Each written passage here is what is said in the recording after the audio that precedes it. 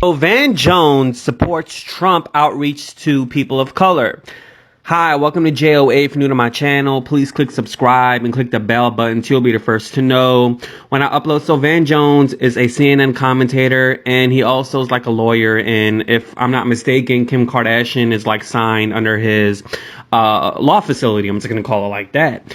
And so Van Jones is also a former Obama administrator official, and he gave Republicans credit for expanding margins with Black and Latino voters. Trump actually won a larger share of Black votes on Tuesday than he ever did in 2016. And Republicans' gains with Florida Latinos helped Trump win the state this year.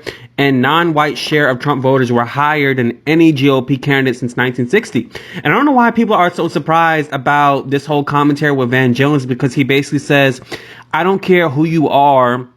Nobody predicted this outcome. He also said it turns out that outreach from Republicans to African Americans and Latinos were effective. And he did give compliments towards Biden, how he's doing in his campaign.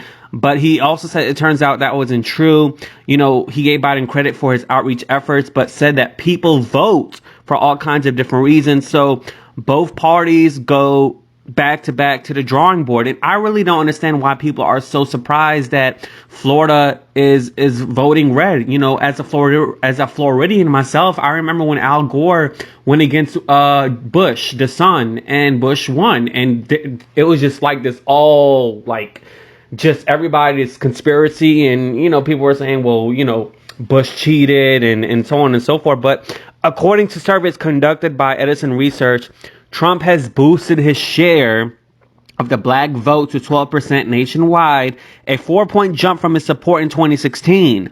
Among Black voters between age 30 to 44, support for Trump jumped an impressive 11 points in 2020.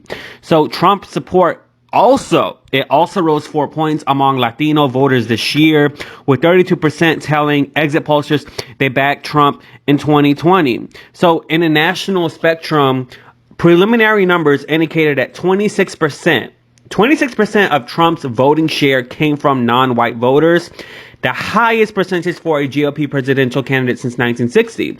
And this goes back to me saying, I don't get why people think that people of color or Black voters are just Democratic voters. Like, people aren't a monolith. People have different minds. People think differently. And like people from countries like Venezuela and Cuba, you know, who are known for just being a demise type of country due to socialism, you know, Trump, I mean, say what you want to say about the man, but his marketing campaign has always been effective. And he instills these notions in your head. If the United States of America becomes socialist, then where you came from is going to be equivalent to where you are now. And people come here from other countries because they see these vast opportunities of resources they have if they take that work ethic where they were born from and they bring it here to the United States of America. So by Trump lying to them and saying that Biden is going to be a socialist, which he is not clearly. I mean, Bernie is a socialist, but Biden is more of a centrist. Then you are going to basically deal with the ramifications that you dealt with in Cuba and in Venezuela as you are dealing with the United States of America. So this notion and this messaging, this consistent messaging throughout his campaign has been instilled in these voters who are from these Latino countries. And I'm even going to say even African American voters, some African Americans as well. So, I mean, it is what it is. And we're still waiting on the results. I don't know how long it's going to take, but we're going to see how it goes.